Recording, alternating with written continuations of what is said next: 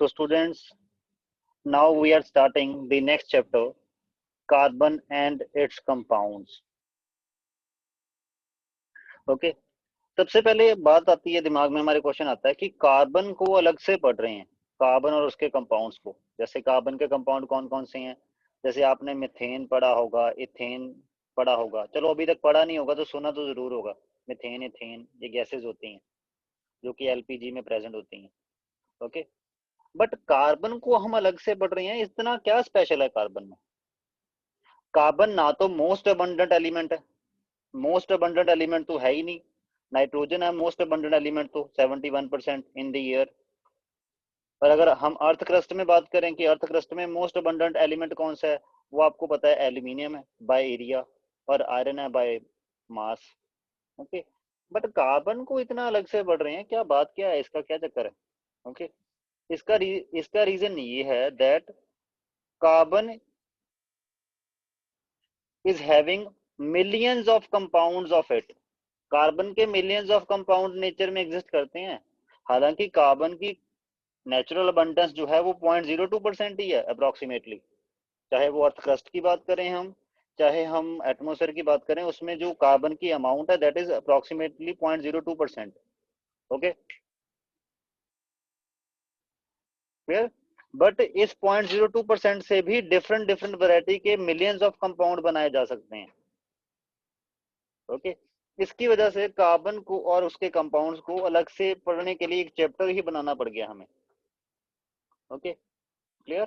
और majority of the जो compound और लिविंग बींग से रिलेटेड होते हैं, लिविंग बींग से कौन कौन से कंपाउंड, जैसे जो हम खाते हैं चीजें, ओके, या हमारी बॉडी में प्रेजेंट होती हैं, या प्लांट्स में जो प्रेजेंट होती हैं, वो मेजॉरिटी जो चीजें हैं वो कार्बन से रिलेटेड ही हैं, वो सारे कार्बन कंपाउंड्स ही हैं। तो इसलिए कार्बन कंपाउंड्स इतना इंपॉर्टेंट चैप्टर हो जाता है हमारे लिए, एक इतना इंपॉर्टेंट एस्पेक्ट बन जाता है इसका हमारी लाइफ में। तो इसलिए इसको अलग से पढ़ना पड़ रहा है। ओके, अब चलो इस चैप्टर के रिगार्डिंग कुछ एक पॉइंट्स नोट करते हैं। सबसे पहले introduction. Carbon is a non metal, amount of carbon present in earth crust is 0.02%। जैसे मैंने बोला अर्थ क्रस्ट में 0.02% है कार्बन की अमाउंट, और एटमोसफेयर में कार्बन डाइऑक्साइड की फॉर्म में जो कार्बन प्रेजेंट है, आपको पता ही है कार्बन डाइऑक्साइड की अमाउंट कितनी है एटमोसफेयर में, 0.03%। Okay, which is very small. Okay, in spite of this small amount of carbon available in nature, carbon element has immense importance in every sphere of life। Carbon की importance बहुत है in every sphere of life। The compounds having carbon as main constituents are called organic compounds, क्योंकि वो organic beings के साथ related होते हैं। All the living things, plants and animals are made up of organic compounds। वो ज्यादातर organic compounds के ही बने होते हैं। ओके, अब कार्बन कंपाउंड्स की कुछ एक एग्जांपल देख लेते हैं जिसमें मेजॉरिटी ऑफ कार्बन कंपाउंड पाए जाते हैं। वुड कार्बन कंपाउंड की एग्जांपल है, coal, kerosene, fruits, vegetables, grains, pulses, sugar, petrol, tea, coffee, LPG, diesel, ये सारे ऐसे वाले सब्सटेंसेस हैं जिनमें मेजॉरिटी ऑफ द पोर्शन जो है वो कार्बन कंपाउंड्स का ही होता है, ऐसे कंपाउंड्स जो कार्बन से बने होते हैं। ओके, कार्बन के अलावा और भी कुछ एक एलिमेंट होते हैं जैसे हाइड्रोजन, ऑक्सीजन, सल्फर, बस यही, और नाइट्रोजन, बस यही कुछ एक एलिमेंट होते हैं। मेजॉरिटी में कार्बन होता है और साथ में थोड़ी सी क्वांटिटी में ये प्रेजेंट होते हैं। तो ऐसे कंपाउंड्स हमारे पास मिलियंस ऑफ कंपाउंड्स हैं डिफरेंट डिफरेंट।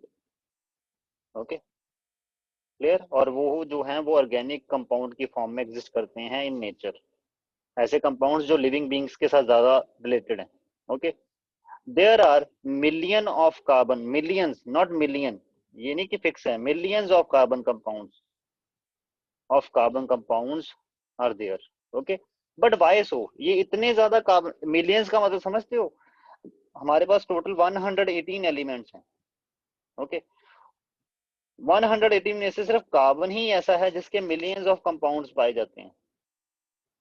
बाकी टोटल 170 एलिमेंट्स के मिला के इतने कंपाउंड्स नहीं है जितने कार्बन के हैं, कुछ एक एलिमेंट्स के साथ, जैसे हाइड्रोजन हो गया, सल्फर हो गया, ऑक्सीजन हो गया, उनके साथ बस। ओके, और मेजोरिटी में होता है उसमें कार्बन ही है। ओके, बट ऐसा क्यों है कि कार्बन इतने ज्यादा लार्ज नंबर ऑफ कंपाउंड्स बना सकता है ऑन इट्स ओन? ओके, उसका रीजन है कि कार्बन में क्या खास है वो देखने वाले हैं अब हम। ठीक है, क्या खास है? Carbon always forms covalent bonds. पहला पॉइंट निकल के आता है कि कार्बन जो है वो हमेशा कोवलेंट बॉन्ड बनाता है। ये पहला पॉइंट है जो कार्बन में खास है, उसकी कोवलेंट बॉन्ड बनाने की टेंडेंसी, कि वो हमेशा कोवलेंट ही बनाएगा, आयनिक बॉन्ड कभी नहीं बनाएगा। Okay, carbon forms 4 covalent bond, और बनाता भी कितना है? 4। एक कार्बन हमेशा 4 कोवलेंट बॉन्ड बनाता है। ओके, 4 कोवलेंट बॉन्ड बनाने को बोलते हैं टेट्रावेलेंट इन नेचर। हम ऐसे भी बोल सकते हैं, इस लाइन को ऐसे भी लिखा जा सकता है कि carbon is tetravalent in nature.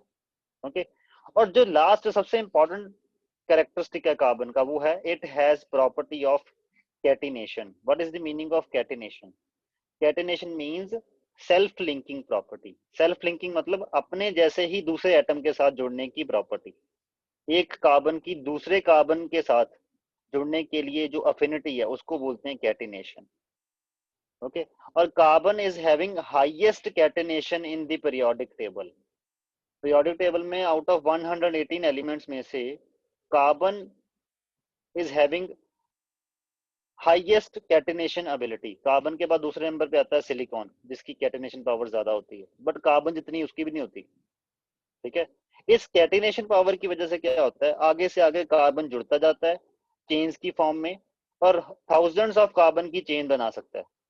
Chain बनाने को 2 कार्बन की भी बना सकता है, थाउजेंड्स ऑफ कार्बन की भी बना सकता है।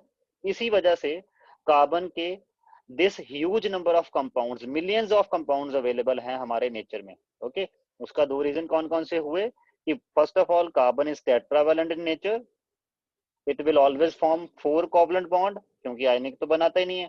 ठीक है, आयनिक कैसे बनाएगा? देखो, आयनिक बनाने का मतलब है कि आपको पता है कार्बन में 4 वैलेंस इलेक्ट्रॉन होते हैं। आयनिक बॉन्ड बनाने का मतलब है या तो ये 4 इलेक्ट्रॉन गेन करे, जो कि पॉसिबल नहीं है। कभी भी आपने 4 नेगेटिव वाला अनायन सुना है? कोई नहीं सुना, क्योंकि 4 इलेक्ट्रॉन गेन कर ही नहीं सकता कोई। ओके, सिमिलरली या तो ये चारों के चारों इलेक्ट्रॉन लूज कर दे। तो कभी भी +4 वाला कटायन सुना है? ये भी नहीं सुना।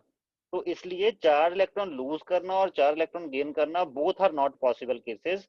There is only one case which is possible, that is formation of 4 covalent bond by each carbon when it is going to form compounds. Okay, so that's why we call carbon is a tetravalent in nature. And second property of catenation. These are the two properties which helps the carbon to make this much huge number of compounds of it. Okay, clear? अब इसके बारे में थोड़ा सा और पढ़ लेते हैं क्वेश्चन आंसरिंग के टाइप में। ओके, जैसे क्वेश्चन आंसरिंग टाइप में पहला क्वेश्चन है आपके पास, why carbon always form 4 covalent bond. ठीक है, कि जो कार्बन है वो हमेशा कोवलेंट बॉन्ड ही क्यों बनाता है, या इस क्वेश्चन को ऐसे भी पूछा जा सकता है, why carbon always form 4 covalent bond. Okay, carbon has electronic configuration, you know that 2 4, K में 2, L में 4, which means carbon has 4 valence electrons and it requires 4 more electrons in order to complete its outermost shell, or it has to lose all 4 valence electrons in order to complete its outermost shell. मतलब अगर इसको losing और gaining ही करनी है तो either it has to lose 4 electrons or it has to gain 4 electrons. Okay, but gaining of 4 electrons or losing of 4 electrons is not energetically possible. Energetically ये चीज possible नहीं है, क्योंकि 4 इलेक्ट्रॉन अगर निकालने हैं उसके लिए भी बहुत ज्यादा एनर्जी लगेगी, अगर 4 इलेक्ट्रॉन इसको गेन करने हैं तो उसके लिए भी बहुत ज्यादा एनर्जी लगेगी, और इतनी ज्यादा एनर्जी अगर हम देंगे तो हो सकता है कि तब तक वो कार्बन वेपराइज ही हो जाए। ठीक है, कटायन और अनायन बनाने के बजाय वो वेपराइज ही हो जाए। ठीक है, क्योंकि इतनी ह्यूज अमाउंट ऑफ एनर्जी अगर किसी सब्सटेंस को दोगे तो हो सकता है कि वो उस चेंज को करने के बजाय वो कोई फिजिकल चेंज ही ले आए अपने अंदर, अपनी स्टेट ही चेंज कर दे। तो हम ऐसा नहीं चाहते, एनर्जेटिकली ये पॉसिबल नहीं है। ओके, सो कार्बन ने क्या अल्टरनेट ढूंढा इस चीज का? Carbon forms 4 covalent bond by sharing of electron with other atoms in order to complete its octet. Carbon ने डिसाइड किया कि मैं 4 कोवलेंट बॉन्ड बनाऊंगा by other atoms by sharing of electrons, और शेयरिंग ऑफ इलेक्ट्रॉन से जो bond बनता है उसको तो कोवलेंट बॉन्ड बोलते हैं ना, तभी हमने बोला कि carbon always form 4 covalent bond. Okay, और 4 कोवलेंट बॉन्ड बनाने को क्या बोलते हैं? Tetravalent in nature. ये 4 को बॉन्ड बनाता है, इसकी वैलेंसी 4 है, सो दैट्स व्हाई वैलेंसी 4 को शॉर्ट फॉर्म में टेट्रावैलेंट बोल दिया जाता है। So carbon is tetravalent in nature और बनाएगा भी कोवलेंट बॉन्ड। ओके, आगे नेक्स्ट क्वेश्चन उठ के आता है, दैट इज डिफाइन कैटिनेशन। ये कैटिनेशन क्या चीज है? The ability of an atom to combine with itself in order to form long chains is called catenation. आगे से आगे अपने जैसे एटम के साथ जुड़ते हुए बड़ी बड़ी चेन्स बना लेना, इसी को कैटिनेशन बोलते हैं। ओके, जितनी ज्यादा किसी एलिमेंट की ये सेल्फ लिंकिंग प्रॉपर्टी ज्यादा होगी, पावर ज्यादा होगी, उतने ही चांसेस हैं कि वो उतनी ही बड़ी बड़ी चेन्स में को एग्जिस्ट ऐसे बना सकता है और एग्जिस्ट भी कर सकता है स्टेबली, और कार्बन में वो टेंडेंसी है। In carbon, there is a large ability to show catenation. This self-combining property of carbon atom is very useful to form long chains of it, which gives rise to extremely large number of carbon compounds. इसी की वजह से carbon के extremely large number of compounds बन सकते हैं। देखो, अगर मैं बात करूं 4 कार्बन एटम वाली चेन ऐसे भी हो सकती है, ऐसा कंपाउंड जिसमें 4 कार्बन एटम हो वो ऐसे भी बन सकता है, जिसमें चारों कार्बन एटम एक सिंगल चेन में ही आ जाए वो ऐसे भी बन सकता है, जिसमें 3 कार्बन एटम एक सिंगल चेन में हो, एक कार्बन एटम साइड चेन में हो।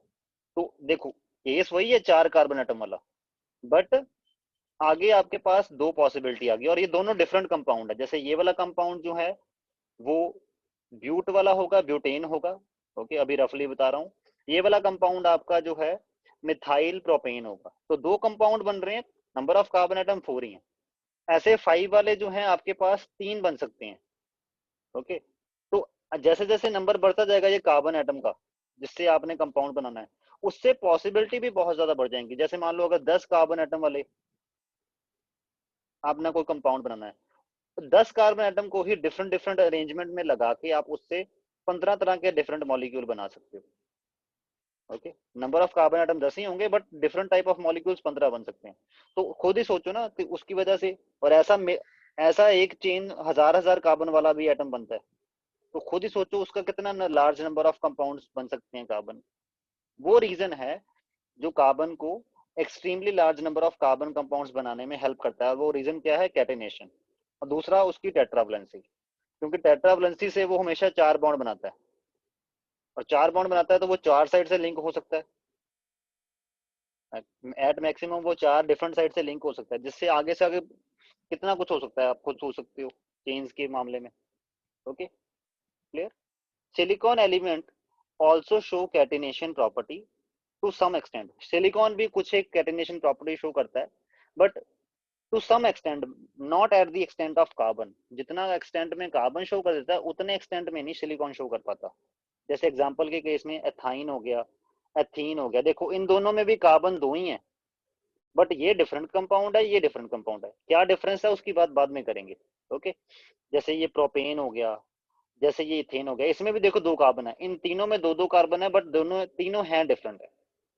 तो ऐसे कार्बन डिफरेंट, 2 कार्बन से ही 3 डिफरेंट कंपाउंड बन सकते हैं। देखो उनकी अरेंजमेंट, उनकी बॉन्डिंग में थोड़ा सा डिफरेंस लाके, इसलिए कार्बन के मिलियंस ऑफ कंपाउंड्स एग्जिस्ट करते हैं। उसका रीजन टेट्रावैलेंसी, 4 बॉन्ड बनाने की कैपेबिलिटी, और साथ में कैटिनेशन। ओके, तो अब हमें पता चल चुका है, ये इंट्रोडक्शन हो गई। अब हमें पता चल चुका है कि इस चैप्टर में हमने मेनली कार्बन और उसके जो कंपाउंड्स हैं वो कैसे बनते हैं, उनका नेमिंग कैसे। अब देखो जैसे मिलियंस ऑफ कंपाउंड्स हैं, मिलियन का मतलब होता है 10 लाख, उससे भी ज्यादा ही होंगे। ये तो वैसे मैंने आपको आइडिया दिया कि मिलियंस ऑफ कंपाउंड्स हैं, तो आपका 10 लाख नाम याद रख सकते हो? नहीं ना, इट इज नॉट पॉसिबल कि 10 लाख चीजों के नाम आप याद रखो, वो भी डिफरेंट डिफरेंट कंपाउंड्स के, और वो आपको एट अ टाइम याद भी आ जाएंगे। ठीक है, तो एक IUPAC ये ऑर्गेनाइजेशन है, ये आपको पता है, international union of pure and applied chemistry. इसने डिसाइड किया कि कार्बन के इतने ज्यादा नंबर ऑफ कंपाउंड्स हैं, तो इनकी नेमिंग के लिए हम कुछ एक रूल्स बना देंगे। और उन रूल्स के अकॉर्डिंग नेम रखा करेंगे। Okay clear. तो हमने वो रूल्स भी पढ़ने हैं कि हम IUPAC नेमिंग कैसे करते हैं कार्बन कंपाउंड्स की, वो सारा हम इसी चैप्टर में पढ़ेंगे। बट उससे पहले कार्बन कंपाउंड्स को एक्सप्लोर करने से पहले आज के लेक्चर में हम पहले कार्बन को तो एक्सप्लोर कर लें, कार्बन के बारे में थोड़ा और जानेंगे अभी कैसे। ठीक है, ये तो कार्बन के कंपाउंड्स दिखाए हुए हैं ना। ओके, ये तो अभी हो गया। नेक्स्ट है आपके पास अकरेंस ऑफ कार्बन, कार्बन की occurrence in nature. Carbon nature में दो स्टेट्स में एग्जिस्ट कर सकता है, नेटिव, ये प्योर फॉर्म में भी मिलता है जिसको फ्री स्टेट बोलते हैं, फ्री स्टेट को ही नेटिव स्टेट बोलते हैं, और ये कंबाइंड फॉर्म में भी मिलता है हमें। कंबाइंड स्टेट में जैसे कैसे, जैसे कोई कंपाउंड है वो कार्बोनेट की फॉर्म में एग्जिस्ट कर रहा है, तो कार्बोनेट की फॉर्म में एग्जिस्ट कर रहा है, उसमें कार्बन है ना, यहाँ से कार्बन अब अगर चाहो तो एक्सट्रैक्ट करवा ही सकते हैं।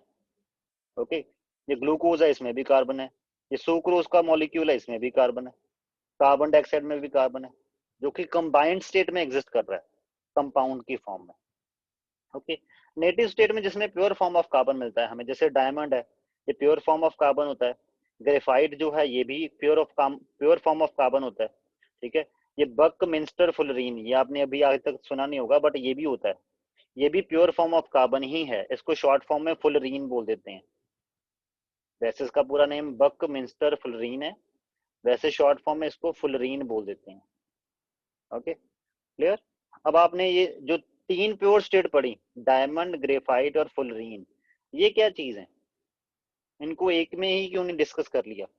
क्योंकि ये तीनों केमिकली तो सेम है, तीनों प्योर कार्बन से बने होते हैं, तीनों forms are made up of pure carbon, but physically ये डिफरेंट होते हैं। जैसे आपको पता है डायमंड जो है वो hardest substance known on the earth, graphite उतना हार्ड तो होता नहीं है, बना तो ये भी कार्बन से होता है।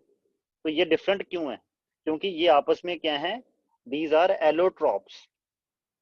क्या होते हैं allotropes? Physical form of some element having same chemical properties but differ physically. ऐसी डिफरेंट फिजिकल फॉर्म्स जो केमिकल प्रॉपर्टीज तो सेम शो करती हैं, डायमंड, ग्रेफाइट, फ्लोरीन की केमिकल प्रॉपर्टीज सेम है, क्योंकि तीनों कार्बन से बने हैं, तो जो कार्बन प्रॉपर्टी शो करता है वही डायमंड शो करता है, वही ग्रेफाइट, वही फ्लोरीन केमिकल वाली, कि कौन से रिएक्शन में पार्टिसिपेट करेगा, कौन से रिएक्शन में पार्टिसिपेट नहीं करेगा। जैसे तीनों कार्बन के बने हुए हैं, अगर आप डायमंड को जलाओगे तो उसको जलाने पे भी कार्बन डाइऑक्साइड प्रोड्यूस होगी, अगर आप ग्रेफाइट को जलाओगे, क्योंकि ग्रेफाइट भी कार्बन ही है, उसको जलाने पे भी कार्बन डाइऑक्साइड प्रोड्यूस होगी, अगर आप फ्लोरीन को जलाओगे ऑक्सीजन की प्रेजेंस में, उसको जलाने में भी कार्बन डाइऑक्साइड ही प्रोड्यूस होगी। ओके, तो it means ultimately carbon dioxide he produce हो रही है, चाहे इन तीनों में से किसी भी एलोट्रॉप को आप जलाओ। क्यों? क्योंकि इनकी केमिकल प्रॉपर्टीज तो सिमिलर है, ये तीनों फिजिकली डिफरेंट। ठीक है, फिजिकली डिफरेंट क्यों होते हैं उसका रीजन क्या है? क्योंकि इनके स्ट्रक्चर में थोड़ा थोड़ा डिफरेंस होता है, सभी में बॉन्डिंग में थोड़ा थोड़ा डिफरेंस पाया जाता है। ओके, बट आपने अभी तक दिमाग में क्या रखना है, आपको पेपर में ये आ सकता है what do you mean by allotropes, तो आपको पता होना चाहिए सेम एलिमेंट की different physical forms which are different physically but same chemically, chemical property ये तीनों एक जैसी ही शो करेंगे, केमिकल बिहेवियर सेम है, फिजिकल बिहेवियर डिफरेंट है। जैसे diamond is a insulator, graphite is a very good conductor, और फुलरीन जो है वो ग्रेफाइट जितना कंडक्टर तो नहीं होता बट डायमंड जितना इंसुलेटर भी नहीं होता, ये इन बिटवीन होता है। आप कह सकते हो कि फ्लोरीन एक तरह का सेमी कंडक्टर होता है। Okay clear. अब इन तीनों के डिफरेंट फिजिकली बिहेव करने का रीजन क्या है, उनके लिए हमें इन तीनों का स्ट्रक्चर पढ़ना पड़ेगा डिटेल में। ओके, और अब हम वो पढ़ेंगे, तीनों को डिफरेंट अलग अलग करके तीनों को इनका स्ट्रक्चर जानेंगे। सबसे पहले डायमंड। ओके, डायमंड का स्ट्रक्चर कैसा होता है, पहले उसको थोड़ा बहुत उसके लिए पॉइंट पढ़ लें। Carbon carbon bond is very strong, carbon carbon single bond बहुत स्ट्रॉन्ग होता है। प्योर फॉर्म ऑफ कार्बन, इसमें प्योर फॉर्म ऑफ कार्बन है। Diamond has the network of carbon carbon single bond, diamond में क्या होता है, जितने भी कार्बन होते हैं उनका आगे नेटवर्क बना होता है, आगे से आगे वो कार्बन से जुड़े होते हैं, क्योंकि एक छोटी सी पेन की टिप में भी बिलियंस ऑफ मॉलिक्यूल्स होते हैं। अगर आप अपने पेन की टिप की बात करो ना, उसमें भी बिलियन से भी ज्यादा नंबर ऑफ मॉलिक्यूल्स होंगे, नंबर ऑफ एटम्स होंगे। ठीक है। तो डायमंड का अगर आप छोटा सा पीस भी लेते हो तो उसमें भी आप सोच लो trillions trillions of number of carbon atoms होंगे, तो वो आपस में आगे से आगे ऐसे जुड़ते जा रहे हैं एक नेटवर्क सा बनाते हुए कार्बन बॉन्ड्स का, कार्बन कार्बन सिंगल बॉन्ड्स का। और आपको पता है कि अभी हमने बात करी carbon carbon single bond is a very strong bond. इसी network of carbon carbon single bond की वजह से डायमंड जो है वो हार्ड इन नेचर होता है, वो बहुत हार्ड होता है। Okay, clear. उसके बाद कार्बन, अब हम थोड़ा सा कार्बन की प्रॉपर्टीज डिस्कस करने लग पड़े दोबारा से कि carbon has property of catenation and carbon also show tetravalency. Carbon tetravalency भी शो करता है, कैटिनेशन की प्रॉपर्टी भी शो करता है, ठीक है।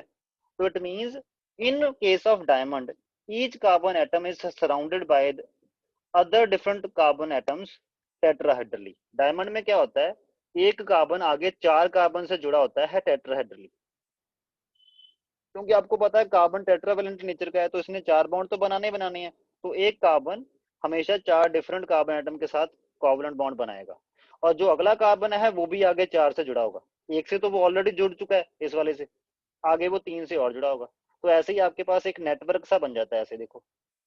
ओके, और यहाँ पे ये लिखा है वर्ड टेट्राहेड्रली। टेट्राहेड्रली का मतलब क्या होता है, कार्बन के अराउंड जो 4 कार्बन एटम जुड़ते हैं वो एक शेप सी बनाते हैं, और वो शेप कैसी होती है, टेट्राहेड्रल शेप।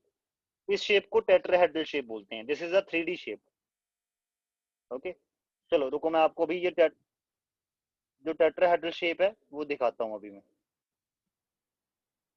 वेट। तो ये है sir students tetrahedral shape. Okay, ये सेंटर वाला कार्बन एटम है, उसके अराउंड ये 4 कार्बन एटम ऐसे 3D अरेंजमेंट में पड़े होते हैं। उनको वैसे हम वैसे 2D पेपर में ऐसे दिखा देते हैं सिंपली। Okay, clear.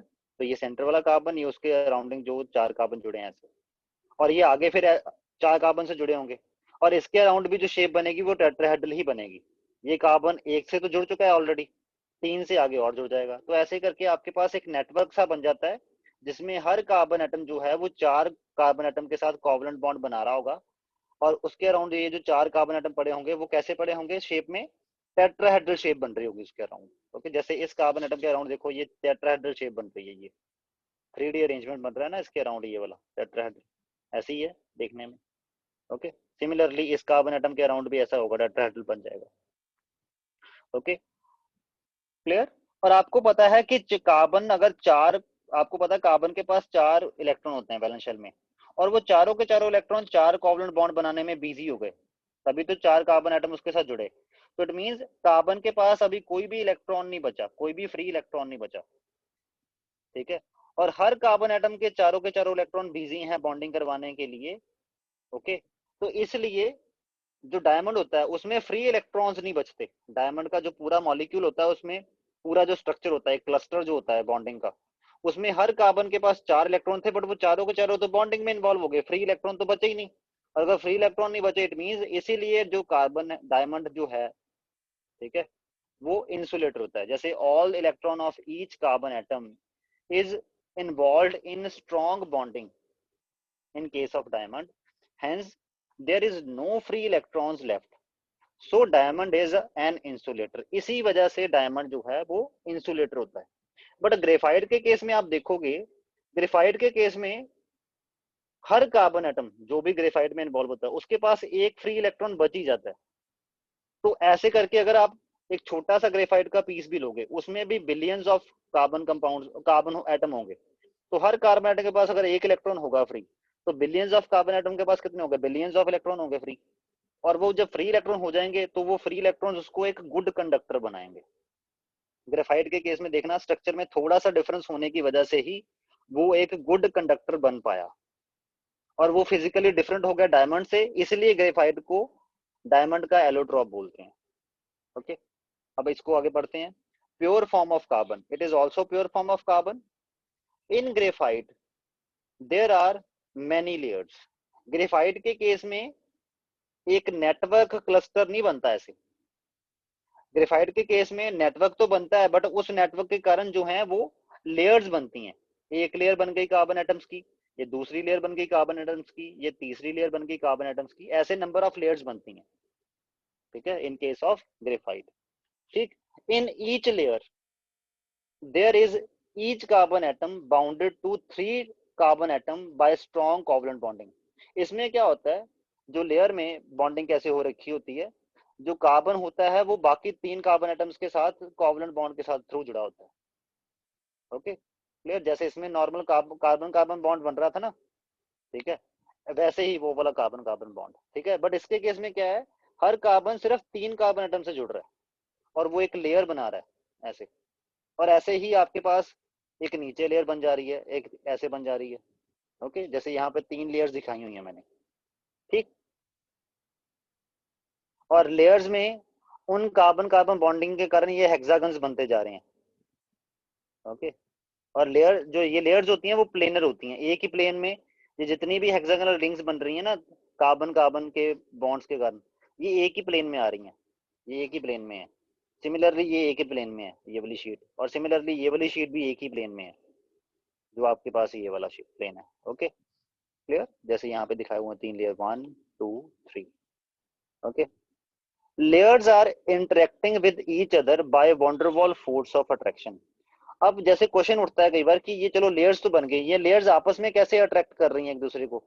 देखो, अगर एक लेयर को दूसरे लेयर के ऊपर रख ही दोगे जबरदस्ती, जैसे आप कॉपी के एक पेज के ऊपर अगला पेज रख दोगे, तो वो थोड़ा बहुत तो इंटरेक्शन में आ ही जाते हैं ना। ऐसी इंटरेक्शन को बोलते हैं वैन डर वाल्स इंटरेक्शन, ठीक है। It is called as the van der Waal interaction, ये स्पेलिंग ठीक कर लो, वैन डर वाल,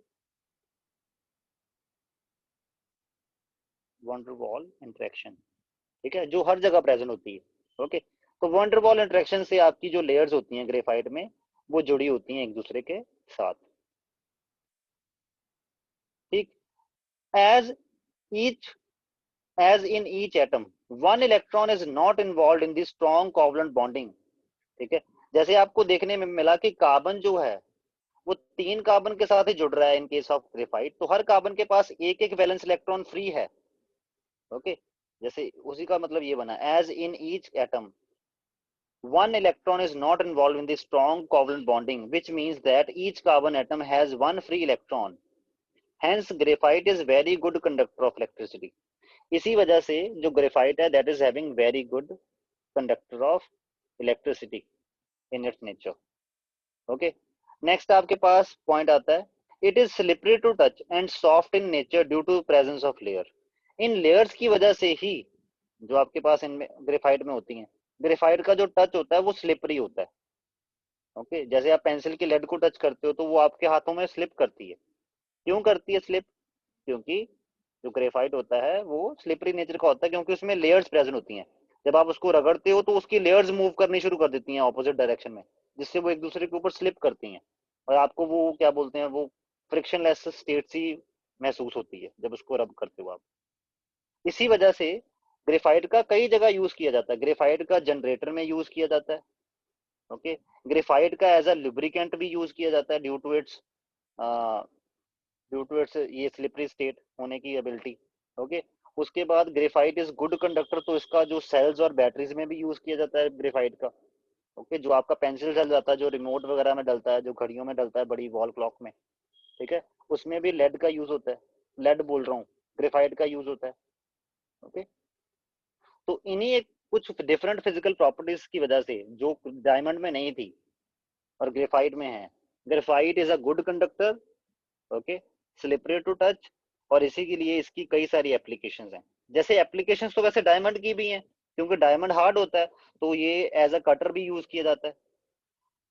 हार्ड सब्सटेंसेस को काटने के लिए उनसे हार्ड सब्सटेंस चाहिए, और वो कहाँ से आएगा, वो नेचर में कौन है, डायमंड। तो diamond is also use as a cutter, ठीक है। डायमंड की अपनी फिजिकल डिफरेंट प्रॉपर्टीज होने के कारण उसके अलग पर्पज हैं। ओके, और ग्रेफाइट के अलग पर्पज हैं, क्लियर। और लास्ट एक फिजिकल फॉर्म है जो अभी रिसेंटली डिस्कवर हुई है। रिसेंट का मतलब ये नहीं है कि कल डिस्कवर हुई है, रिसेंट का मतलब वो है, ये है कि जैसे ग्रेफाइट और डायमंड के बारे में तो 50-60 साल हो चुके हैं इनकी स्टडी करते हुए। जो फुलरीन है या बकमिंस्टर फुलरीन है, इसकी डिस्कवरी अभी 10-15 साल पहले ही हुई है, तो इसकी अभी स्टडी चल रही है प्रॉपर, इसकी अभी प्रॉपर स्टडी हुई नहीं है। ओके क्लियर, इसकी अभी स्टडी चल रही है। और फुलरीन्स में कई सारे फुलरीन होते हैं, बट हम आपके सिलेबस में सबसे सिंपलेस्ट फ्लोरीन जो सबसे पहले डिस्कवर हुआ था उसकी बात की जा गई है, उसका फॉर्मूला था C60। हालांकि अब तो कई सारे फ्लोरीन डिस्कवर हो गए, जैसे जैसे C50, C40, C100, C70, C80, कई सारे आपके पास फुलरीन डिस्कवर हो गए। ओके, और जैसे C60 की जो शेप है वो तो होती स्फेरिकल है ना। ओके, फुटबॉल जैसी होती है। ओके, इनकी शेप्स फुटबॉल जैसी नहीं होती, इनकी शेप कई बार क्या होता है ट्यूब जैसी भी होती है। ओके, कईयों की स्फेरिकल ही है। ओके, कईयों की ट्यूब की बजाय इरेगुलर सी शेप है। कई सारी शेप्स में फुलरीन एग्जिस्ट करता है, बट हम सबसे सिंपलेस्ट फुलरीन पढ़ते हैं। जो सबसे पहले डिस्कवर हुआ था वो था C60, यही आपके सिलेबस में है अभी। ओके, ठीक। और C60 का स्ट्रक्चर कैसा होता है, फुटबॉल टाइप, जैसा फुटबॉल होता है ना वैसे ही। फुटबॉल में आपने देखा होगा, अगर आपने फुटबॉल देखा है कभी, तो दो तरह के पैटर्न बने होते हैं उसके डिजाइन में, जो सिला हुआ आता है। आजकल तो वैसे कई सारी मशीन्स आ गई जिससे कई तरह के डिफरेंट डिफरेंट डिजाइन के फुटबॉल बन जाते हैं। बट अगर मैं बात करूं, जो सबसे कॉमन डिजाइन है फुटबॉल का अभी भी, वो कौन सा होता है, जिसमें पेंटागन्स बने होते हैं, जो हेक्सागन्स बने होते हैं, ऐसे वाले पैटर्न बने होते हैं। ओके, उससे आपके पास उसकी स्फेरिकल शेप बनाई होती है। ठीक, पेंटागन के हर एज के ऊपर और हेक्सागन के हर एज के ऊपर कार्बन एटम है, जिसको डॉट से रिप्रेजेंट किया हुआ है। ऐसे करते करते आपके पास टोटल 60 कार्बन एटम है, जो इस पूरे फुटबॉल लाइक स्ट्रक्चर में इन्वॉल्व होंगे। और इस फुटबॉल लाइक स्ट्रक्चर में कितने हेक्सागन होंगे, 20 हेक्सागन होंगे, 12 पेंटागन होंगे। ऐसे वाली शेप्स पेंटागन शेप जिसको बोलते हैं, क्योंकि 5 एज वाली शेप है ये, इसको पेंटागन बोलते हैं और इसको बोलते हैं हेक्सागन। तो इस फुटबॉल टाइप शेप में 20 हेक्सागन्स हैं और 12 पेंटागन्स होंगे। Okay, these are more conducting than diamond but less conducting than graphite. जैसे मैंने आपको पहले बोला कि ये वाली जो फुलरीन है ये डायमंड से तो बढ़िया कंडक्टर होता है, बट ग्रेफाइट जितना गुड कंडक्टर नहीं होता। उसके बाद ये C60 मॉलिक्यूल्स की फॉर्म में एग्जिस्ट करती है, तो ये पाउडर फॉर्म में एग्जिस्ट करती है। ये जो फुलरीन है ये पाउडर फॉर्म में एग्जिस्ट करता है, क्योंकि C60 एक डिस्क्रीट मॉलिक्यूल ही है। क्योंकि आपको लग रहा होगा कि 60 कार्बन के एटम है, बट 60 कार्बन के एटम भी अगर कलेक्टिवली एग्जिस्ट करें तो वो बहुत छोटा चीज है, एटॉमिक स्केल बहुत छोटा होता है। जैसे कि मैं आपको बार बार एग्जांपल दे रहा हूँ कि आपकी अगर पेंसिल की जो टिप है, आपके पेन की जो टिप है, उसमें भी billions of trillions of molecules होंगे, 10⁻20 में मॉलिक्यूल्स होंगे उसमें, ये एटम्स। तो खुद सोच लो एटम का साइज कितना छोटा है। तो इसी वजह से जो फ्लोरीन्स हैं वो भी आपके पास powdered solid dark black colour के होते हैं। ओके, और पाउडर्ड सॉलिड की फॉर्म में होता है। ओके, जैसे मान लो आप कोयले को पीस दो, वैसा वाला पाउडर होता है ये C60। और बाकी जो फ्लोरीन है वो भी पाउडर्ड फॉर्म में ही होते हैं। Okay, clear. सिर्फ यही अकेला फ्लोरीन नहीं है, कई सारे फ्लोरीन है, क्लियर। बट सबसे पहले जो डिस्कवर हुआ है और जिसकी स्टडी सबसे ज्यादा हो चुकी है वो C60 है। Okay, clear. या रुको, अभी मैं आपको नेट पे और डिफरेंट टाइप ऑफ फुलरीन्स भी दिखाता हूँ। जैसे ये मैंने अभी विकिपीडिया पे खोला है फुलरीन, तो इसमें देखो आपके पास डिफरेंट डिफरेंट फुलरीन। ये सबसे पहला C60, ठीक है, इसको बकमिंस्टर फुलरीन भी बोलते हैं, और शुरू शुरू में इसको बकी बॉल्स भी बोला जाता था। ओके, ये जो इसका नाम C60 का नेम बकमिंस्टर फुलरीन इसलिए पड़ा है क्योंकि जो इसका नेम है वो बकमिंस्टर फुलर की वजह से पड़ा है। ओके, क्योंकि उसी ने ये वाली जो डॉम शेप थी ना, ये वाला जो फुटबॉल जैसी शेप थी, उसी ने ये डिस्कवर की थी, वो एक आर्किटेक्ट था। ओके, क्लियर, उसी ने वो वाली शेप डिस्कवर करी थी, और उसी बेसिस पे इस फुलरीन को बकमिंस्टर फुलरीन बोला जाता है। Clear, simply fullerene. ठीक, बट जैसे मैंने बोला था और भी कई तरह के फुलरीन्स होते हैं, जैसे C20 फुलरीन की शेप देखो, उसकी शेप भी आपके सामने आ गई। ओके, वैसे एक और फुलरीन की टाइप ही है जिसको बोलते हैं कार्बन नैनोट्यूब, वो भी आपके स्क्रीन के सामने है।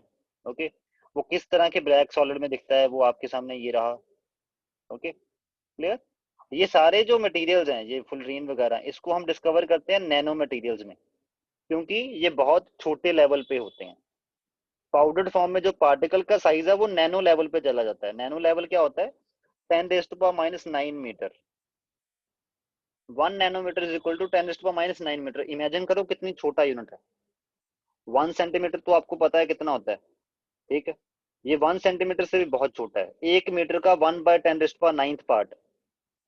ओके, तो इतने छोटे स्केल पे इनका साइज होता है फुलरीन्स का, इसलिए इनको नैनो मटेरियल्स में भी स्टडी किया जाता है। ठीक है, और नैनो मटेरियल की आज के लाइफ टाइम में बहुत इंपॉर्टेंस है। ठीक है, क्यों, क्योंकि आपने पहले देखा होगा, पहले फोन बड़े बड़े मोटे मोटे फोन आते थे, है ना, उनमें फीचर भी ना के बराबर ही होते थे, सिर्फ कॉलिंग ही होता था, ठीक है।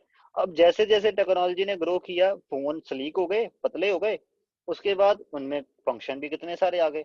ये ऐसा क्यों हो पाया? क्योंकि एक छोटे से फोन में ही आजकल कितने सारे सर्किट डाले होते हैं। एक सर्किट का काम है कैमरे का, दूसरे सर्किट का काम है सोशल मीडिया वाला प्रोसेसिंग करना, तीसरे का काम है डायलिंग के लिए। ओके, तो इतने छोटे छोटे सर्किट बना कैसे पाए हम? क्योंकि हमारे पास छोटे छोटे मटेरियल बनने शुरू हो गए।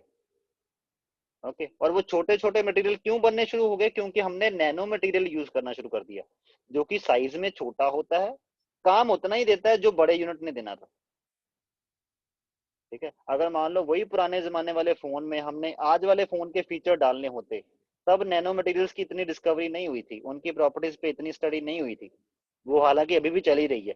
तो वो फोन अगर उसको इतने फीचर देने हो जितने आपके आजकल के स्मार्टफोन में हैं, तो वो फोन का साइज बहुत बड़ा होगा, क्योंकि कई सारे सर्किट लगाने पड़ेंगे, और उस टाइम तो सर्किट जो है वो बड़े बड़े साइज के होते थे। आपने देखा होगा कि मोबाइल का कभी मदरबोर्ड देखा हो, तो उसके ऊपर सर्किट ही होते हैं वो जो लगे होते हैं डॉट डॉट से। ठीक है, तो पहले सर्किट जो है वो डिफरेंट मटेरियल से बनते थे, जो कि बड़े साइज के होते थे। अब नैनो साइज वाले जो मटेरियल है वो यूज हो रहे हैं, इसी के कारण सर्किट छोटे बन रहे हैं, इसी के कारण आपके फोन लीक बन रहे हैं, और क्योंकि सर्किट छोटे बन पा रहे हैं साइज में। Okay, clear? तो मतलब ये वैसे ही आपको हट के बताया मैंने कुछ पॉइंट, कि आपको पता हो नैनो मटेरियल्स का क्या एप्लीकेशन है। ठीक है, और फुलरीन भी एक नैनो मटेरियल ही है। बट अभी तक जानने के, बैक टू द टॉपिक आ रहा हूं मैं, अभी तक आपको यही पता लगा कि carbon has 3 different allotropes, that is diamond, graphite, fullerene. ये क्यों डिफरेंट होते हैं उसका रीजन आपको पता लग गया, क्योंकि इनके स्ट्रक्चर में डिफरेंस होता है। ओके, डायमंड के केस में आपके पास हर कार्बन 4 कोवलेंट बॉन्ड बना रहा होता है विद 4 डिफरेंट कार्बन, और वो हर कार्बन के अराउंड जो 4 डिफरेंट कार्बन होते हैं वो टेट्राहेड्रली अरेंज हो रखे होते हैं। क्लियर? क्लियर, एक्सटेंसिव बॉन्डिंग हो रखी होती है, नेटवर्क सा बन जाता है। ग्रेफाइट में क्या होता है? ग्रेफाइट में भी कार्बन जो है वो 3 डिफरेंट कार्बन के साथ स्ट्रॉन्ग कार्बन कार्बन बॉन्ड बनाता है, और ऐसी लेयर्स बनी होती हैं। क्लियर, और वो लेयर्स आपस में किस फोर्स से अट्रैक्ट करती हैं? वंडरवॉल फोर्स ऑफ अट्रैक्शन से अट्रैक्ट कर रही होती हैं। Okay, clear. और फुलरीन के केस में C60 जैसे यूनिट होते हैं, जो कि डिस्क्रीट फॉर्म में एग्जिस्ट करते हैं, तभी फुलरीन पाउडर्ड फॉर्म में एग्जिस्ट करता है, और ये डार्क ब्लैक कलर का होता है। ओके, और फुलरीन का वैसे जो सिंपलेस्ट फुलरीन है जो सबसे पहले डिस्कवर हुआ था, दैट वाज C60। उसका जो उसकी जो शेप है वो फुटबॉल टाइप होती है, ऐसा फुटबॉल जिसमें आपके फुटबॉल जिसमें 20 हेक्सागन्स और 12 पेंटागन्स हैं, और पेंटागन का हर एज और हेक्सागन का हर एज जो है वो कार्बन को डेजिग्नेट किया जा रहा है। Okay, so that's it with the allotropes of carbon. अब हम नेक्स्ट लेक्चर में ऑर्गेनिक कंपाउंड्स शुरू करते हैं, जिनको कार्बन कंपाउंड्स भी बोलते हैं। Okay, but that's it for today.